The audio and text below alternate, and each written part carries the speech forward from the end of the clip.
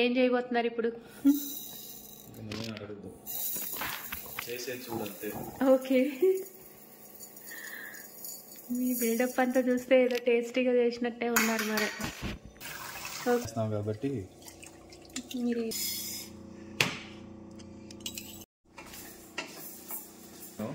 పెసరపప్పుని కొంచెం పెసరపప్పు వేస్తే ఆ టేస్ట్ బాగా వస్తుంది అనమాట. ఇప్పుడు ఏం చేస్తాను అనేది ఇప్పుడు ఆల్మోస్ట్ వ్యూవర్స్ అందరికి తెలిసిపోయేది.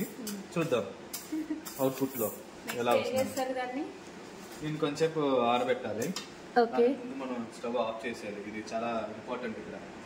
కరెంట్ కదా, వెంటనే మాడిపోతుంది కూడా, బర్న్ అవుతుంది.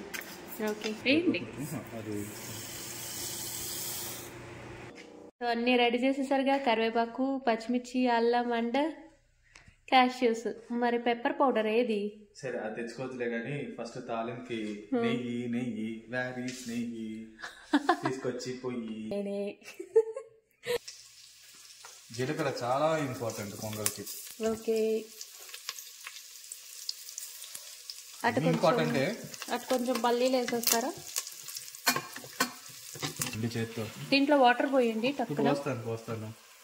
గ్లాసు పప్పు కదా, పెసరపప్పు కదా, 1.5. సో 1.5. యూజువల్ గా రైస్ ఉండేటప్పుడు మనం ఏం చేస్తామంటే డబుల్ చేస్తాం, 1:2. ఇక్కడ మీరు 1:3 కూడా వేసుకోవచ్చు. అంటే మనకి రైస్ గా ఉండకూడదు. చాలా ముద్దగా గుళ్ళో పెడతారు కదా ప్రసాదం, అలా రావాలి. ఓకే, మీరు ఏం చేసినా గుళ్ళో ప్రసాదం లాగే ఉంటది టేస్ట్ గా.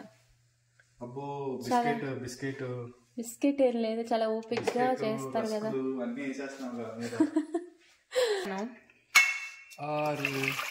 సరిపోతే కొంచెం వేస్తారా? 1 to 2, 3 it's double. Okay, double ధమాకా. అంతే. విజిల్ పెట్టండి. ఎన్ని విజిల్స్ రావాలి? 5-6 వస్తే సరిపోతుంది. ఓకే, మీ పొంగల్ మీరు చూడకపోయినా నేను చూస్తాను ఏమవుతుంది, ఏంటి, ఏ స్టేజ్ లో ఉంది అని. విజిల్ తీసేయమంటారా?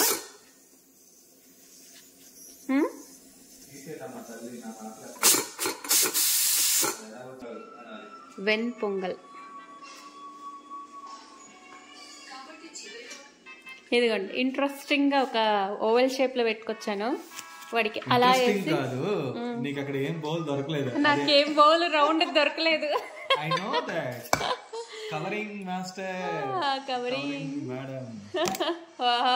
చూసారా, ఓవెల్ షేప్ ఎప్పుడన్నా తిన్నారా మీరు? చట్నీ వేసుకోండి. పొంగల్ ఏ షేప్ ఉంటాయి ఏంటమ్మా?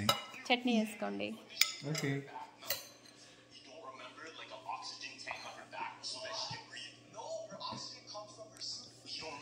It seems like a pan cake.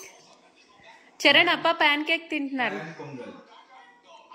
Charan, అప్ప చూడు, pudding. Look at this pongal shape.